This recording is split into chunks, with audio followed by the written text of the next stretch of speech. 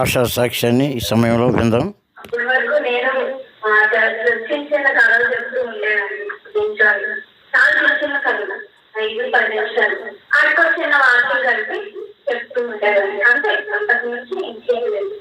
12 ఏళ్ల వయసులో దేవుడు కార్యాలు చాలా గంటగా ఉంటాయి. కరెక్ట్ గా ఎగ్జామ్ టైంలో మనం తెలుసుకున్నాను. నేను మామూలు ఎగ్జామ్స్ కాదు, ఫైనల్ ఎగ్జామ్స్, యాన్యువల్ ఎగ్జామ్స్ చదువుకోవాల్సిన సమయంలో దేవుడు నాతో మాట్లాడుతున్నాడు.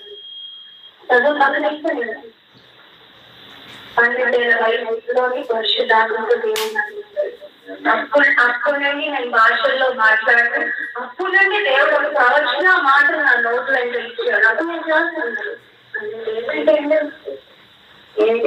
చాలా చాలా అలాంటి వయసులో దేవుడు నన్ను దాచి నన్ను ముట్టి ఆయన ఆత్మతో నింపి ప్రవచన వాకు నా నోట్లో దేవుడు పంపించాడు.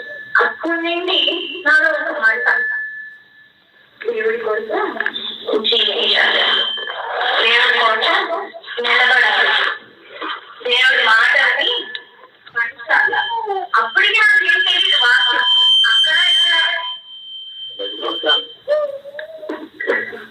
అక్కడ రెండు మూడు వాక్యాలు తెలుసు, ఇంకేం తెలియదు.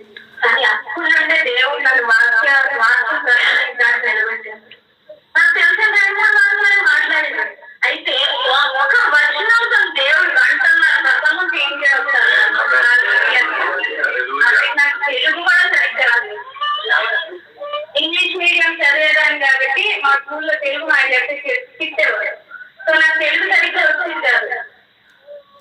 నా ఫస్ట్ పర్సన్ చాలా చాలా దూరాలు మాట్లాడింది.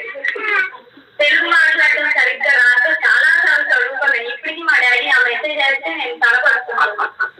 అంటే అంత అవమానం ఉంటుంది. తెలుగు నేను ఎంత బాగా మాట్లాడానా అక్కడ నేర్చుకుంటాను. ఎంతో అయితే ఒకటే వచనంతో అప్పుడు అప్పుడు నాకు ఒకటే గుర్తొచ్చింది. ఆ ఒక్క వచనంతో దేవుడు గంటన్నర మాట్లాడించాడు నాకు.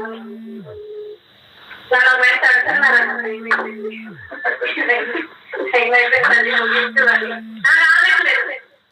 దగ్గర ఒక గంటన్నర మాట్లాడిన అప్పటికి ముగించమని పక్కన కడుతూ ఉంటే ముగించాను. అప్పుడు 12 ఏళ్ల వయసులో నన్ను పిలుచుకున్న దేవుడు 21 సంవత్సరాలు ఇప్పటికీ నన్ను నడిపిస్తూనే ఇప్పటికీ నన్ను ఆయన నడిపిస్తానే ఉన్నాడు.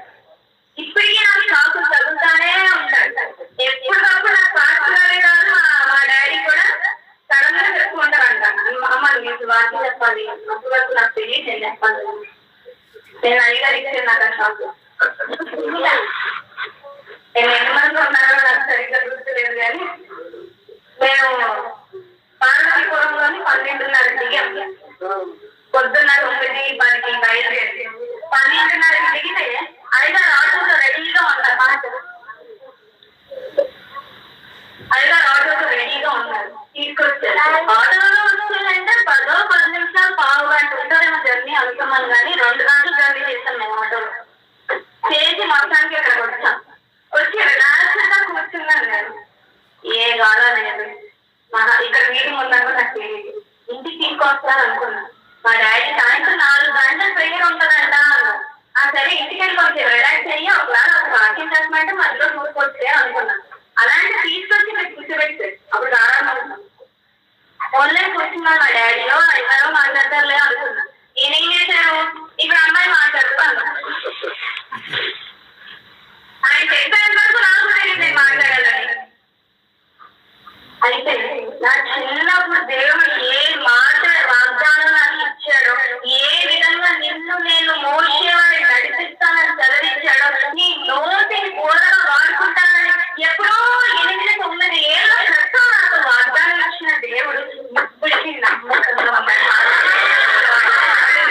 ఇప్పటికీ నా పట్ల నమ్మకంగానే ఉన్నాడు. నమ్మకంగానే నాకు నడిపిస్తూ ఉన్నాడు. నేను వచ్చాను, వాకింగ్ చేస్తానని నాకు తెలియదు. ఆయన చెప్పగానే త్వరగా బయటకు చెప్తాను. నాకు ఏ వర్షం కనిపిస్తే దాంతో మాట్లాడేసాను. ఎంత మాట్లాడని చెప్తుంది. 58 నిమిషాలు మాట్లాడాను. అప్పటికప్పుడు బయటకు తెరవా చెప్పగానే మత్తయి సువార్త 9వ అధ్యాయం అదే మాట్లాడే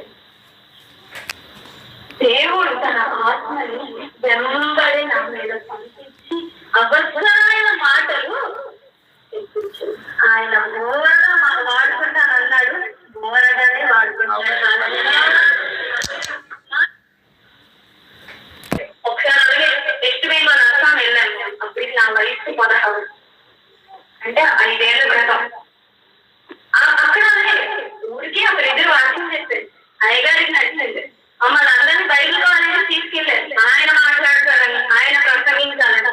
అక్కడికి వెళ్ళి నాకు చెప్పారు, ఇప్పుడు ఆశ వచ్చి మాట్లాడుతుంది. అప్పటికి నా వయసు 12, 16. దానికి ముందే బైబిల్ కాలేజ్ ప్రిన్సిపల్ గారు ఒక వాక్యం తెలిసి చదివేశారు. అంతే ఆ వాక్యమే పట్టుకొని నేను మాట్లాడాను. 2 గంటలు మాట్లాడాను. అప్పటి వరకు నాకు తెలియదు, కానీ 2 గంటలు ఆయన మాట్లాడారు ప్రజలతో. ఉన్నాళ్ళందరూ ఒక పాస్టర్లే, జూనియర్ పాస్టర్లు. వాళ్ళకి ఏం ప్రసంగం చెప్పాలో నాకైతే తెలియదు, కానీ ఆయనకి సమస్తము తెలుసు. సమస్తము తెలిసిన వాడు సమస్తాన్ని నా నోట్లో పెట్టి మాట్లాడినాడు. 9 ఏళ్ల క్రితం ఆయన ఇచ్చిన వాగ్దానం ఇప్పటికీ పట్టిందా లేదు. నిన్న సాయంత్రం మా డాడీ చెప్తాను, డాడీ ఇప్పుడు మాట్లాడినట్టు మాట్లాడి మరి నువ్వే చూసుకోవాలి. గవర్నమెంట్ రెస్పెక్ట్ ఇప్పుడు మాత్రం నేను మాట్లాడడానికి చాలా స్ట్రిక్ట్ గా చెప్తాను. కనీసం 5 మంది నన్ను అప్పుడు మాట్లాడారు.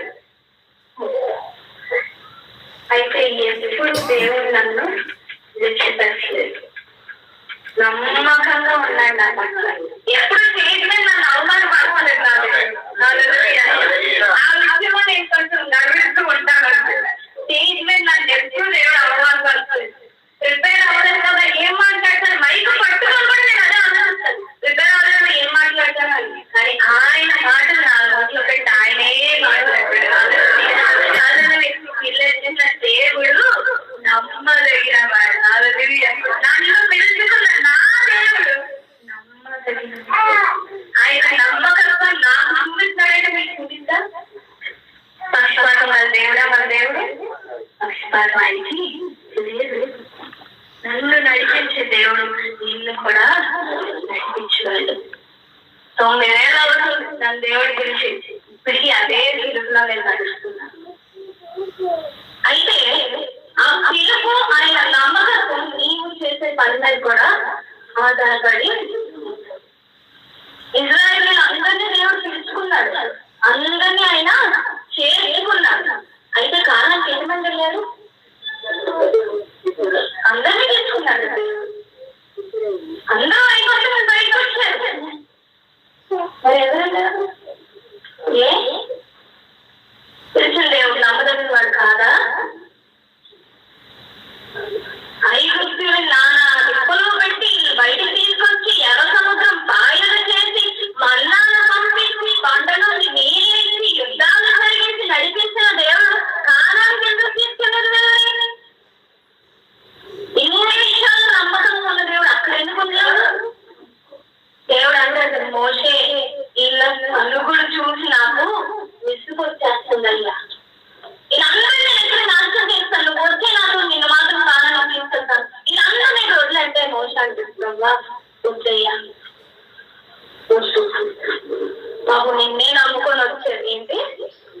అలా లేదని అయ్యగారు ఉండదు, ఎవరికి లేదు, అయ్యగారు ఉంది.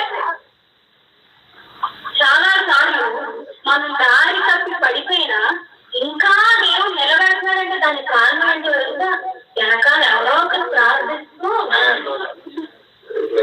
ఇజ్రాయేల్ చాలా సార్లు దేవుడి మీద కలిగారు. ఆయన ఎదుగుస్తే మీరు కనుగొనలేదు, కానీ దేవుడు నాశనం చేయలేదు. ఎందుకు? మోషే ప్రార్థించాడు అనుకోసం. ఇక్కడ అయ్యగారు ఉన్నారు మీకోసం ప్రార్థించండి. ప్రతి పరిస్థితిలో ప్రభా నా బిడ్డలు తప్పిపోకూడదు, నా బిడ్డలు నాశనం అవుతుంది. పడిపోయిన స్థితిలో ఉన్నారేమో లేవలేదు అని 24 గంటలు మీ కోసం ప్రార్థన చేయడానికి ఒక యాజకుడు, ప్రధాన యాజకుడు దేవుడు నీకు ఇచ్చారు. హల్లెలూయా.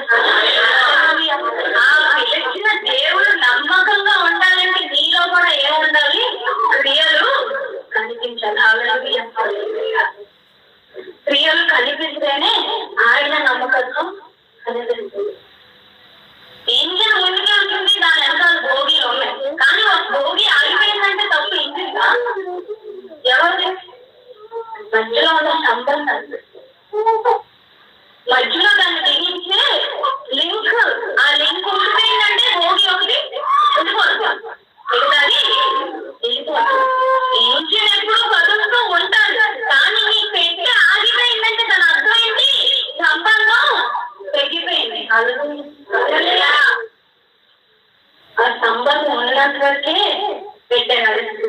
అది ఆగిపోయిందంటే పెట్టి కూడా ఆగిపోయింది. ఇంజన్ లో లోపం లేదు, త్వరలో ఉంది సంబంధంలోని లోపం. దేవుడికి మనకి ఉన్న సంబంధం తెగిపోయిందంటే నమ్మకత్వం లేని ఆయన ఎవరికి? ఆయన నమ్మదగిన దేవుడే, మాట ఇచ్చి నెరవేర్చే దేవుడే. మాట ఇచ్చేయండి నెరవేర్చే అంతవరకు ఆయన నమ్మకంగా ఉండే దేవుడు. అయితే అది నీ జీవితంలో కనిపించట్లేదంటే ఎక్కడో లింక్ తెగిపోయింది, ఎక్కడో స్క్రూ లూజ్ అయిపోయింది, ఎక్కడో స్క్రూ బయటకు వస్తుంది. మంచి పెట్టి అక్కడ ఆగిపోయింది. వీళ్ళ కనుగొని వెళ్ళాలి. దేవుడు చిరాకు వచ్చి మోసే వదిలేయాలి. పిల్లల కోసం ఏంటి పిల్లలు అయ్యారు, చిన్న చిన్న పిల్లలు మనకి ఏమీ తెలియదు. ఈ ఒక్కసారి మళ్ళించు, ఈ ఒక్కసారి పిల్లలు చూపించు, చాలా ఇంకెప్పుడు సరే మోస్తాం. నువ్వు చెప్తావు కాబట్టి వెంటున్నాను.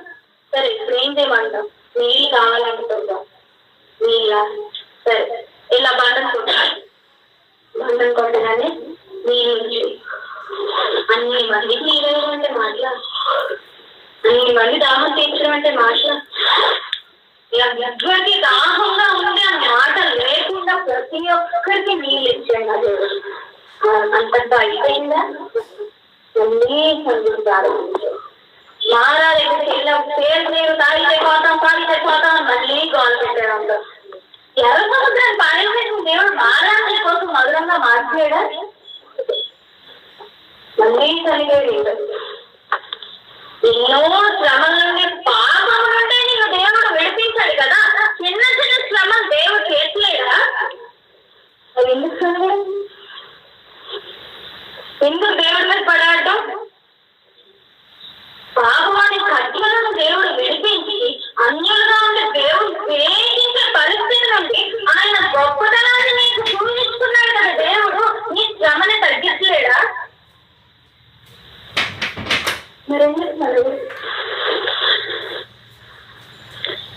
దేవుడికి మళ్ళీ కోపం, మళ్ళీ మోసేది బతిలాడుతున్నాడు పైగాళ్ళగా. ఒక్కసారి ఏమనుకుంటారు? ఈ ఒక్కసారి మళ్ళీ ఇంకెప్పుడు తప్పుతాను. సరే మోషే ఈ మాట బట్టి ఇప్పుడు ఏం చేయాలి? మారని మధురంగా మార్చుకోదు. మార అంటే చేదు జలం. ఏది చేదు జలం. ఆ జలం తాగితే చచ్చిపోతుంది. అలాంటి మారాన్ని కొంచెం మా వాళ్ళు నీళ్ళు తాగలేదుగా ఆ నీళ్ళని మార్చు. సరే మోషే ఈ మాట మారేమైంది? మధురంగా అక్కడితో ఆగేనా? మనిషి అవకాశాలంట ఇస్తున్న కొద్దీ తీసుకుంటారా అంట. జరిగితే జల్లెల్లో నీరు మోస్తారంట. ఏంటి జరిగితే జల్లెల్లో నీరు మోస్తారంట. మనుషులు అవకాశాలు అవకాశం ఇస్తున్న కొద్దీ అవకాశాలు తీసుకుంటానే నాకైతే ఇంక దేవుడికి చిరాకు వస్తుంది. అయ్యా మోసే ఇక నీ మాట కూడా నేను వెళ్ళాను. ఒక్కసారి నా వల్ల కాదు మోసే ఇదిగో నన్ను అలా మాట్లాడేవంటే నా పేరు దేవుడు అందరూ తీసే నన్ను కాలాన్ని పంపించు. అది మాత్రం పంపించు. దైవ సేవకుడు మనసు అలాంటిది. నాకు ఏమైనా పర్లేదు, నా బిడ్డలు తిరిగి